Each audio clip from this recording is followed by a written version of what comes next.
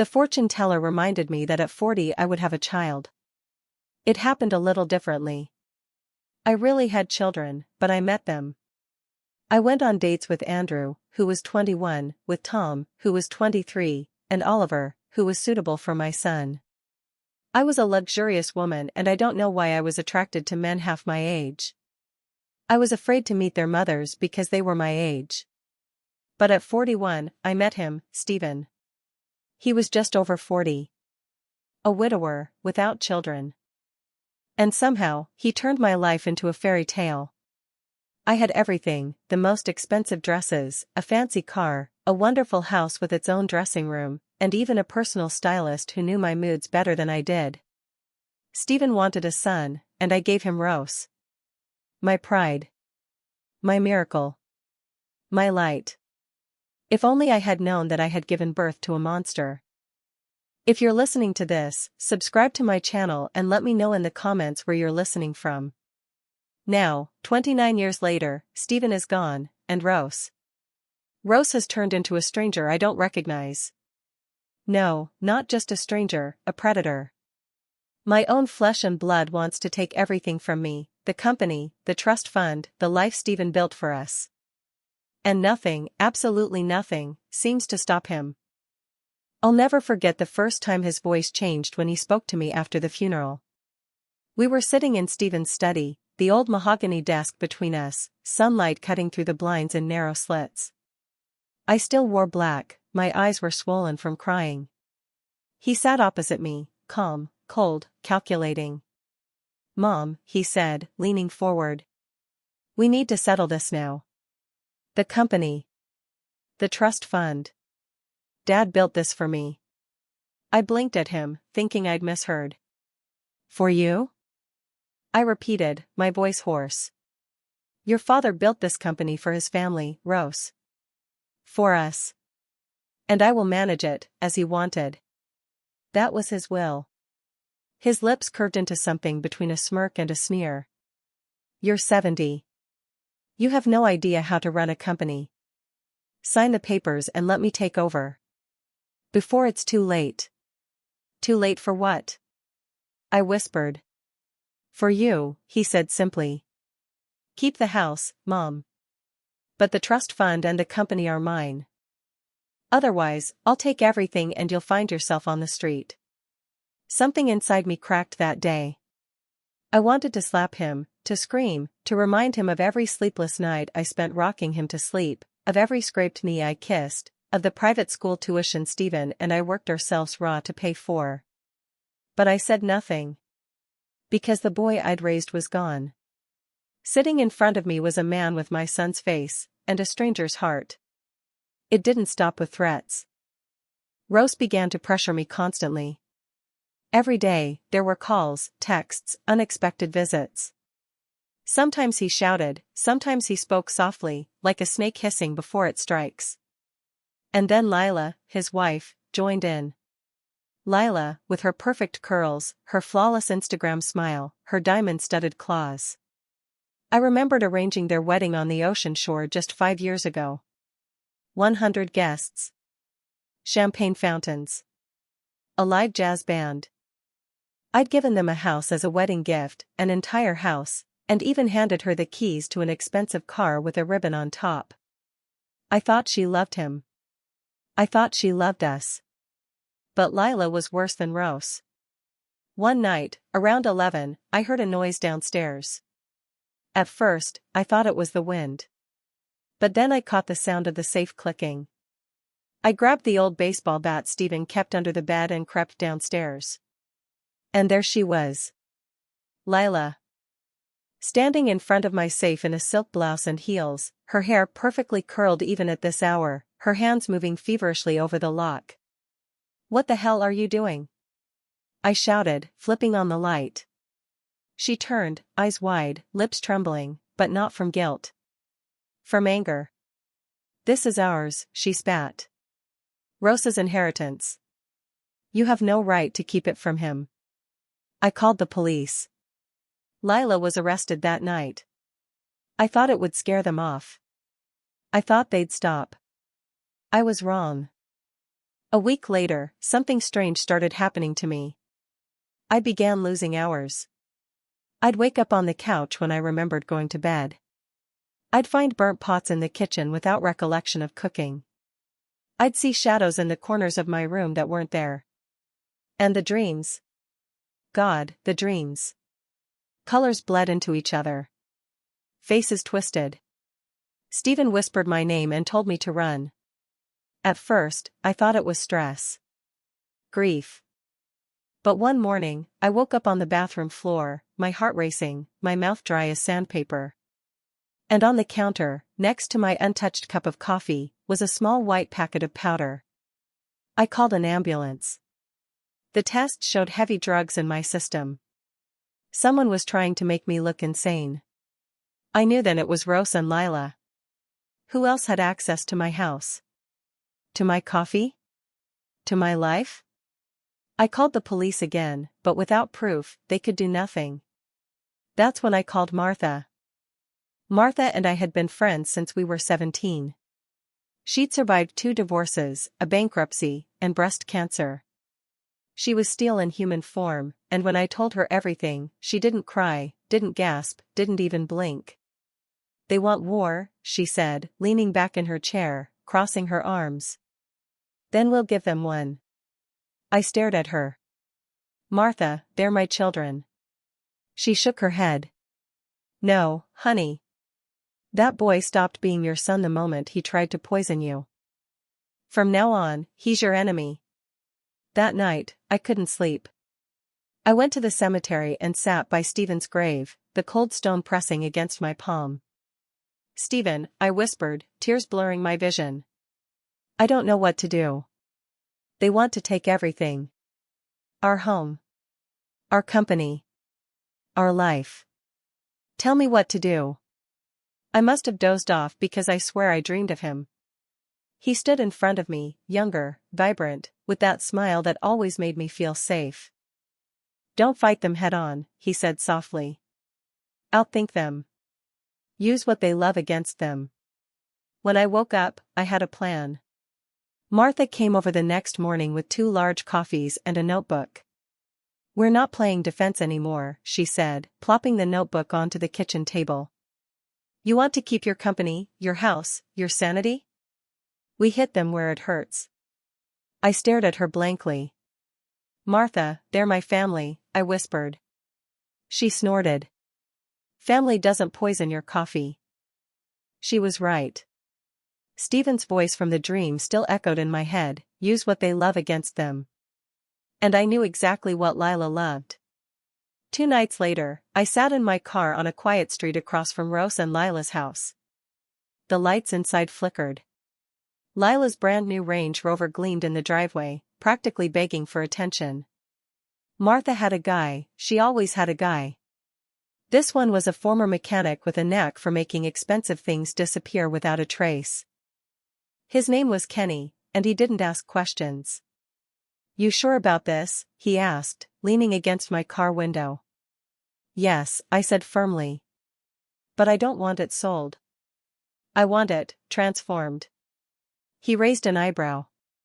Transformed? Repainted. New plates. Then donated to the Aurora Foundation. He frowned. That's the shelter for women escaping abusive husbands, right? Yes, I said, my voice cold. I want them to use her car to save women. Lila doesn't deserve it. Let her watch her precious luxury drive away and never come back. Kenny grinned. You've got yourself a deal. 3 days later, Lila's screams could be heard halfway down the street. I watched from my car as she stood barefoot in the driveway, her silk robe slipping off one shoulder, clutching her phone. Rose stormed out, shouting into the night, demanding cameras, demanding justice. I smiled behind the steering wheel. Step 1 was complete. But that wasn't enough. Stephen's company was still under my control, but I knew Rose was plotting. Every time I checked my email, there were accidental transfers, urgent documents to sign, new board agreements that smelled of forgery. Lila was the brain behind all of it, I could feel it. She's not just greedy, Martha said one night, sipping her wine. She's manipulative. She's got Rose wrapped around her manicured little finger. I leaned back in my chair, thinking.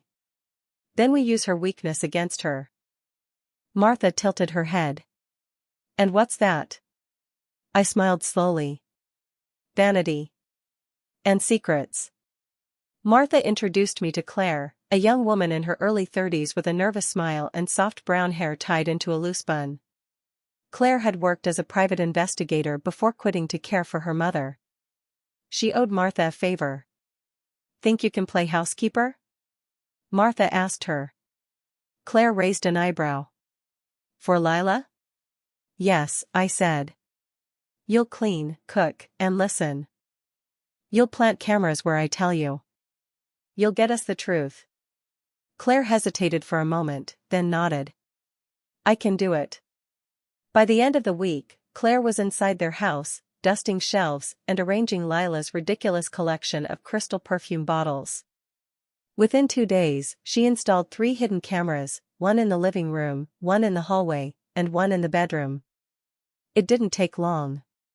On the 3rd night, Martha and I sat in my kitchen watching the live feed on my laptop.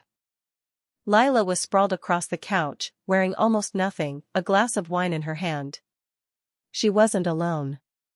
A man I didn't recognize was sitting beside her, kissing her neck, his hand sliding under her silk robe. Lila laughed, breathless, pulling him closer. My stomach churned. Martha, I whispered. She's cheating on him. Martha leaned closer to the screen, her expression unreadable. She's not just cheating, honey, she said softly. She's doing it in your son's house. In his bed. I closed the laptop, shaking. My hands wouldn't stop trembling, from rage, from vindication, from everything at once. The next day, Rose stormed into my house again, demanding I sign over the company. He slammed his fists on the table, his voice shaking the chandelier. I'm giving you one last chance, Mom. If you don't transfer ownership today, I swear to God I'll. You'll what? I interrupted quietly. He froze. I walked to my desk drawer, pulled out a small envelope, and slid it across the table. Inside were printed screenshots from the hidden camera. His hands trembled as he flipped through them, Lila kissing the stranger, straddling him, whispering something into his ear. I leaned in close, my voice like ice. Karma's faster than you think, Rose. For the first time in months, he had no words.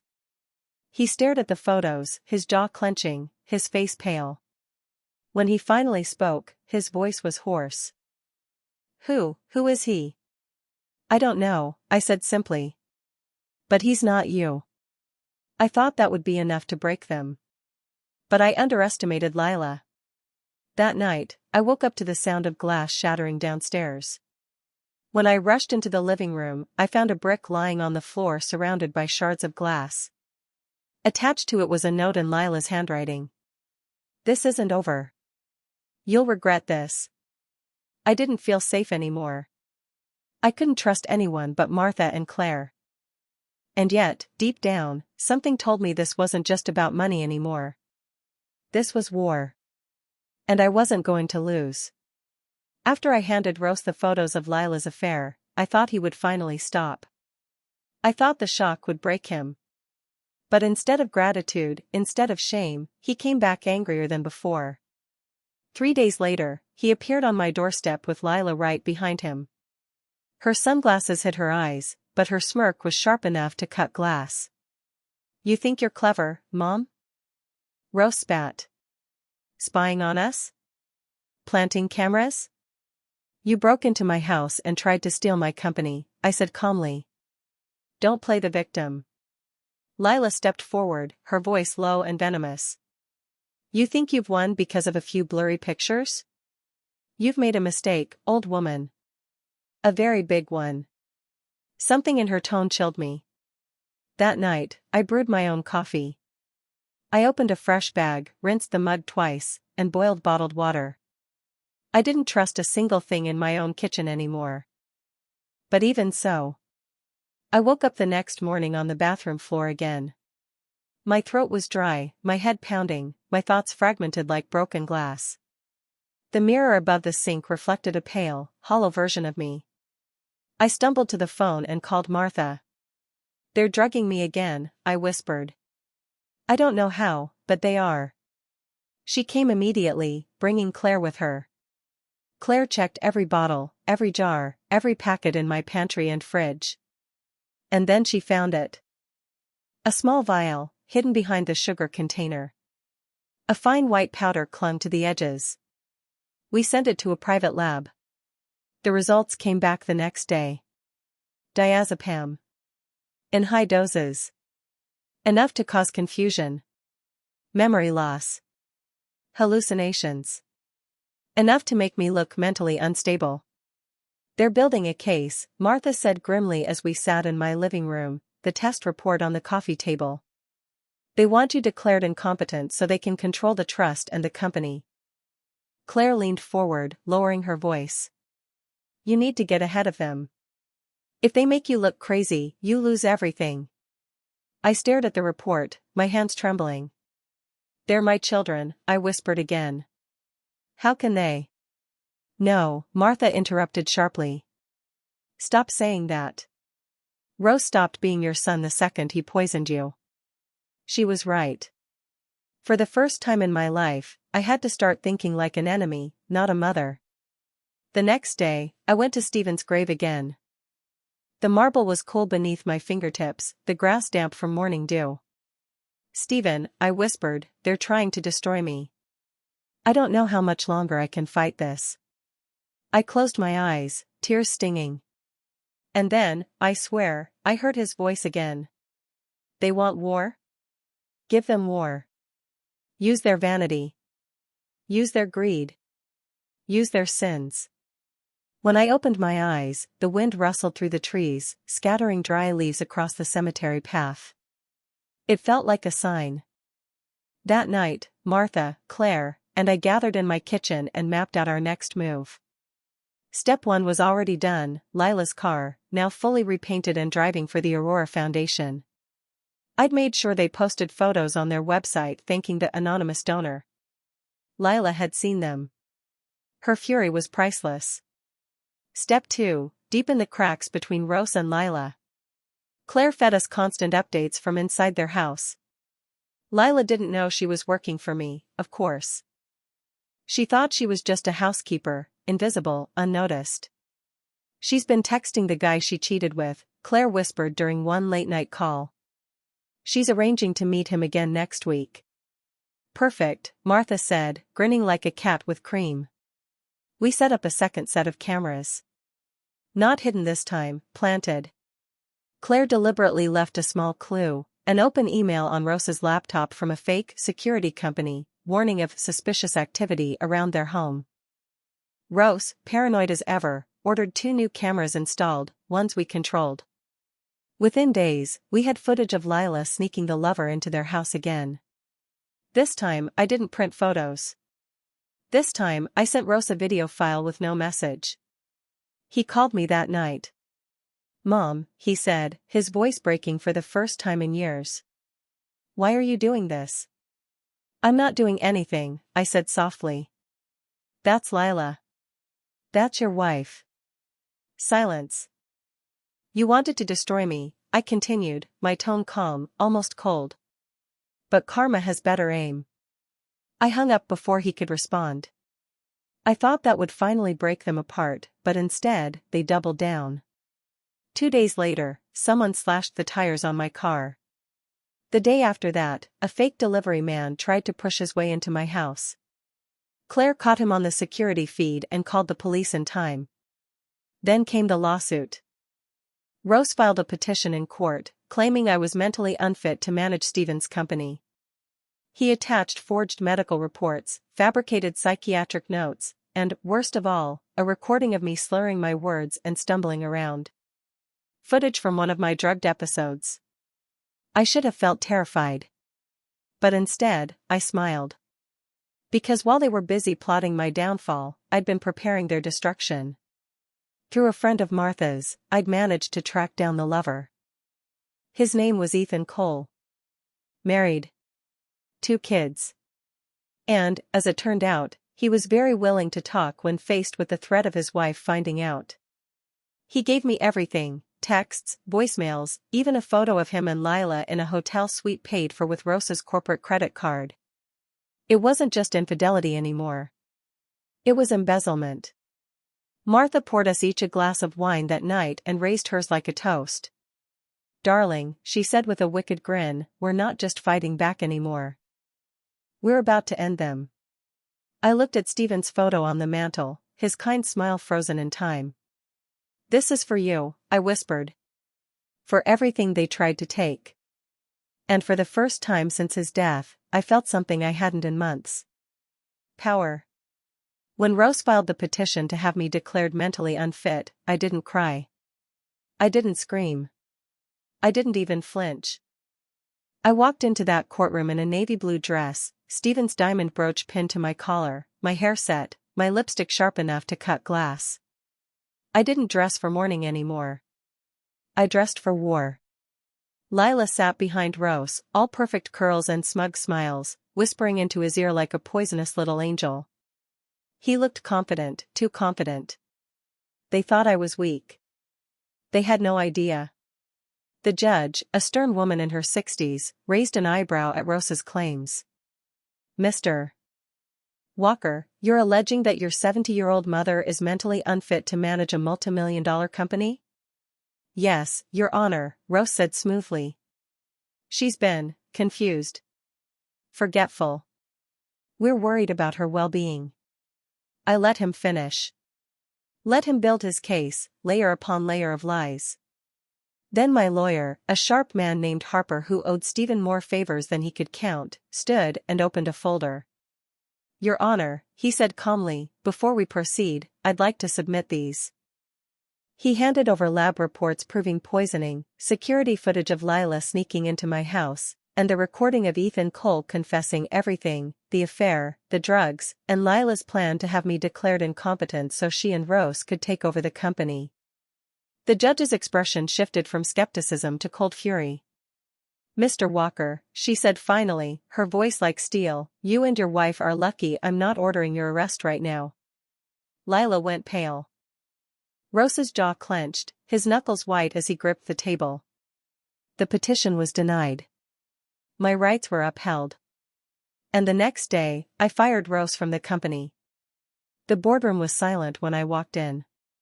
I hadn't set foot inside Stephen's company since the funeral, but the moment I sat at the head of the table, something clicked inside me. I belonged there. Rose stormed in moments later, his face red, his voice booming. "You can't do this," he shouted. "Oh, but I can," I said softly, sliding the termination papers across the table. And I just did. The board voted unanimously. He was out. Lila tried to play diplomat, but I cut her off before she opened her glossy red mouth. "You don't speak in my company," I said coldly. "Not anymore." For a while, I thought victory would feel sweeter. But Rose didn't disappear. He and Lila moved back into the oceanfront house I'd gifted them, throwing wild parties every weekend, flaunting their wealth on social media while drowning deeper in debt. Claire, still working undercover as their housekeeper, kept me updated. She was a ghost in their home, unnoticed and unappreciated. "Lila's panicking," she whispered one night over the phone. "Credit card bills are piling up. They maxed out everything." I smiled faintly. Good. Let her sweat. But then Claire hesitated. "There's something else. Rose doesn't know yet, but Lila's been meeting Ethan again." I laughed softly, a bitter sound. "Oh, karma," I whispered. "You really do work overtime." Martha came over that evening with a bottle of champagne and a file folder. "This," she said, sliding it across the table, "is their mortgage." I frowned. "What about it?" She grinned like a fox. "I found out who owns the lien on their house." "Guess what? It's held by a private equity firm we can buy out." My heart skipped a beat. "You mean?" "Exactly," Martha said, popping the cork on the champagne. You can own their house. Quietly. Legally. And they'll never see it coming. 3 weeks later, the deal was done. I owned the deed to Rose and Lila's lavish oceanfront mansion. And I knew exactly what to do with it. Through a charity Stephen once supported, I found the Henderson family, a couple who had adopted 14 foster children but were living in a cramped 3-bedroom apartment. They'd been on every waiting list imaginable, praying for space, for safety, for a home big enough for their family. I signed the transfer papers and gave them the house. When the Hendersons arrived with their children, their tears wet my hands as they hugged me. "You saved us," the mother whispered. "No," I thought. "They saved me." 2 days later, Rose and Lila came home to find strangers moving in. The confrontation was ugly. "This is our house." Rose screamed on the front lawn, waving papers, his face twisted with rage. "No," I said calmly, stepping out from behind the moving truck. "It's their house now." Lila lunged toward me, but one of the Henderson teenagers stepped between us, tall and broad-shouldered. "Back off," he said flatly. "You can't do this." Rose roared, his voice cracking. I met his eyes and spoke softly so only he could hear. "You can return gifts," I whispered. "Or give them back if you suddenly realize you gave them to the wrong person." Lila stood frozen, her perfect lips trembling, her nails digging into Rose's arm. For the first time in his life, Rose looked small. Powerless. Beaten. But deep down, I knew this wasn't over. Because people like Lila don't give up. And Rose? Rose was too far gone to crawl back to me. That night, as I sipped wine on my terrace, Martha sat beside me, her legs tucked under her. "You've humiliated them," she said, clinking her glass against mine. "Taken their car, exposed her affair, fired him from the company, and now the house." "It's not enough," I admitted quietly. Martha raised an eyebrow. "What do you mean?" I turned toward her, my voice calm but cold. "I want them to feel what Stephen and I built, slipping through their fingers. Everything they tried to steal, gone. One piece at a time." Martha grinned. "Then let's finish this." I thought taking their house would be the final blow. I thought Rose and Lila would crawl away, licking their wounds, too humiliated to strike back. I was wrong. 2 nights later, I woke to the sound of glass shattering again. I grabbed Stephen's old baseball bat and rushed downstairs, my heart pounding. In the middle of the living room stood Lila, wild-eyed, her silk robe hanging open, clutching a kitchen knife. "You ruined everything," she screamed, pointing the blade at me. "The car, the company, the house. You think you've won?" Before I could react, Claire appeared behind her, swinging a heavy vase straight into Lila's wrist. The knife clattered to the floor. Martha, who'd been staying over just in case, called the police. Lila was dragged out of my house in handcuffs, her hair disheveled, her perfect facade shattered. But somehow, I knew it wouldn't end there. The next morning, Rose came to see me. He didn't yell this time. He didn't threaten. He just looked tired. "You've destroyed my life," he said quietly. I stared at him, my heart breaking and hardening at the same time. "No, Rose," I said softly. "You destroyed your own life the moment you tried to destroy mine." He flinched, but his anger returned quickly. "You'll regret this," he muttered, turning on his heel and storming out. I knew he wasn't just talking about Lila. That afternoon, Claire arrived with a USB drive. "I found something," she whispered, locking the door behind her. On the drive were hundreds of files, bank statements, credit card bills, offshore transfers, all hidden in Rose's company email. Martha leaned over my shoulder, whistling softly. "Darling," she murmured, "do you know what this is?" I nodded slowly. Fraud. Rose had been siphoning money from Stephen's company for months, funneling it through fake contractors, buying luxury items in cash, even using company funds to pay for Lila's trips with Ethan. He thought no one would ever find it. For a moment, I considered calling the police immediately. But then Stephen's voice echoed in my mind again, use their sins against them. So instead, I set a trap. Through Harper, my lawyer, we orchestrated a quiet audit. The auditors didn't announce themselves, they arrived unmarked, worked in silence, and gathered everything they needed without Rose catching on. At the same time, Claire discovered something even juicier.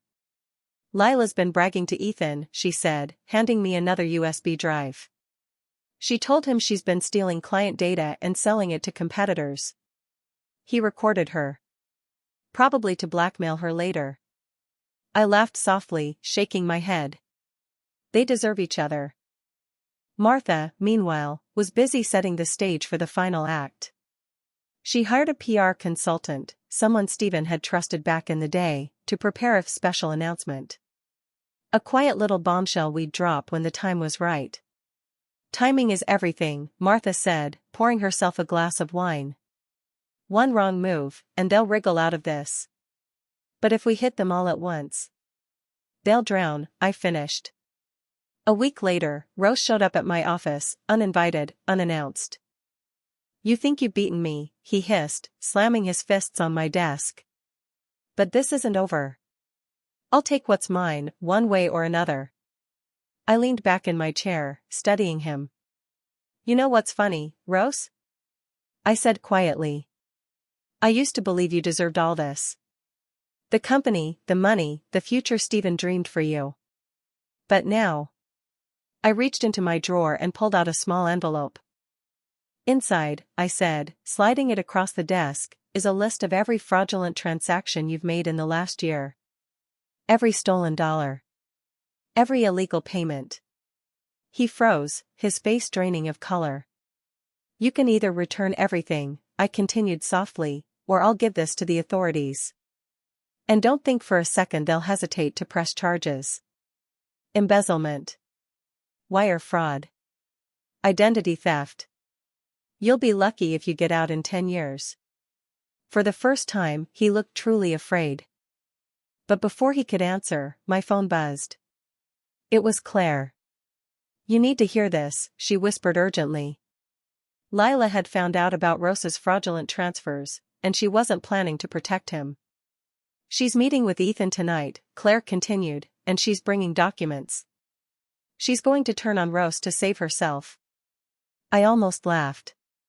They'd poisoned me. Tried to bankrupt me. Tried to steal Stephen's legacy. And now, they were turning on each other like wolves fighting over scraps. All I had to do was sit back and let them devour each other. That night, Martha and I sat on the terrace, sipping champagne while the city lights glittered below.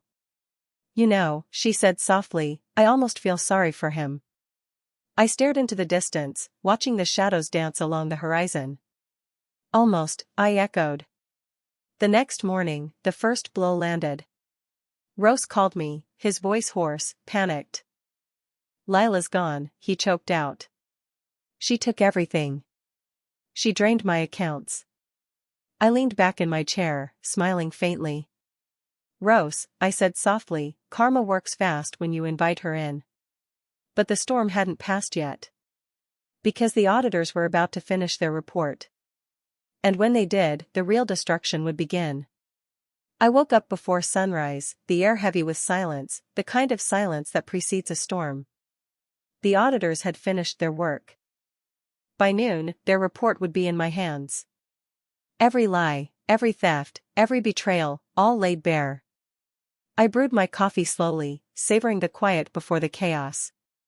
The last few months had aged me years, but somewhere beneath the exhaustion, I felt something I hadn't felt in a long time. Power. For the first time since Stephen's death, I wasn't just surviving. I was fighting back, and winning. By 9 o'clock, Harper arrived with a leather folder under her arm and a gleam in her eye. It's worse than we thought, she said, sliding the folder across the table. I opened it and scanned the pages. My heart clenched as I read. Over $2. 4 million siphoned through fake vendors Rose had created. Unauthorized transfers to offshore accounts under Lila's maiden name. Leaked client data, sold for $300,000 to one of our biggest competitors. And, the cherry on top, falsified tax returns. They buried themselves, Harper said simply. The authorities will shred them. I closed the folder and leaned back in my chair, breathing deeply. No, I murmured. We will shred them. At 11 o'clock, I sent out a company-wide email. Subject, statement from the owner.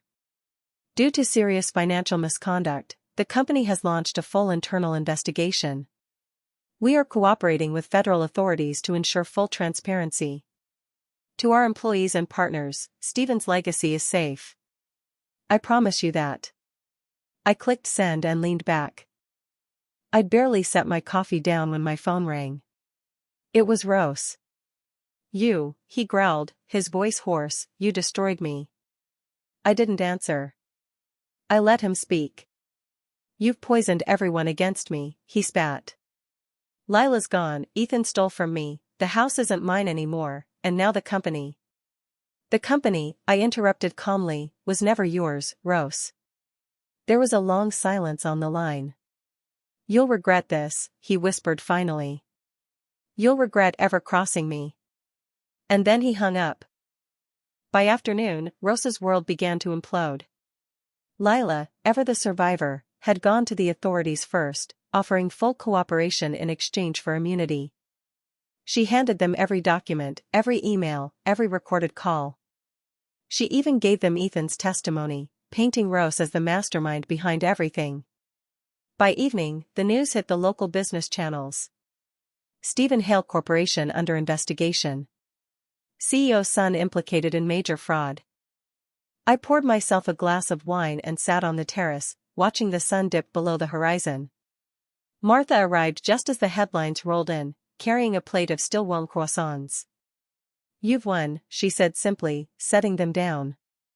I smiled faintly, but it wasn't joy I felt. It was release. 2 weeks later, I stood outside a courtroom, waiting for Rose's bail hearing to begin. He'd been arrested 3 days prior, embezzlement, wire fraud, data theft, tax evasion. The charges stacked like bricks on his shoulders. He walked in, handcuffed, pale, thinner than I'd ever seen him. When his eyes met mine, there was no hatred left, just defeat. Lila wasn't there. She'd disappeared into another city, another life, leaving Rose to burn alone. I didn't speak to him. There was nothing left to say. By the time the dust settled, the company was mine again, entirely, irrevocably. Harper tightened security, replaced half the board, and set up oversight systems Stephen would have been proud of. The trust fund remained untouched, growing quietly in a place Rose could never reach. I donated Lila's stolen car to the Foundation for Women Escaping Abusive Homes, just as planned. I bought a new building for them too, in Stephen's name. Rosa's once luxurious house now belonged to a family with 14 adopted children. I'd visited them once, just to see the joy on those kids' faces as they each showed me their new bedrooms. You can return gifts, I whispered to myself as I walked back to my car, if you realize you've given them to the wrong people. But revenge, no matter how poetic, doesn't heal everything. One evening, I drove to the cemetery, the air cool and damp with the promise of rain. Stephen's grave sat beneath a sprawling oak, its leaves whispering softly in the breeze. I knelt, placing fresh lilies on the stone, my hands trembling slightly. It's done, I whispered. They can't hurt us anymore. They can't touch what you built. For a moment, I thought I imagined it, the faint warmth in the air, the rustle of leaves despite the stillness. But then I heard it, as clear as if you were standing beside me. Proud of you, my love. I closed my eyes, letting the tears finally fall. As I walked back to my car, the weight on my chest eased for the first time in years. I had lost Stephen. I had lost the son I thought I knew. But I had found myself again. And that, perhaps, was Stephen's final gift to me. 3 months later, the company hosted its annual gala. I stood on the stage in a midnight blue gown, looking out at hundreds of employees, investors, and partners. For 30 years, I began, my voice steady, Stephen and I dreamed of building something that lasted longer than us. Something built on trust, on passion, on integrity. We stumbled. We almost lost it. But today, I promise you, his dream lives on. The applause roared, warm and unending. For the first time, I believed it myself. Rose is serving his sentence now. Lila is gone, chasing new prey somewhere far away. And me? I wake every morning in the house Stephen built for us, brew my coffee, and open the curtains to a world I fought tooth and nail to reclaim. A world that's finally mine. Now I have my life back. I relax by the pool with a guy who is good for my grandchildren. But he is good with me, and I am good just being myself.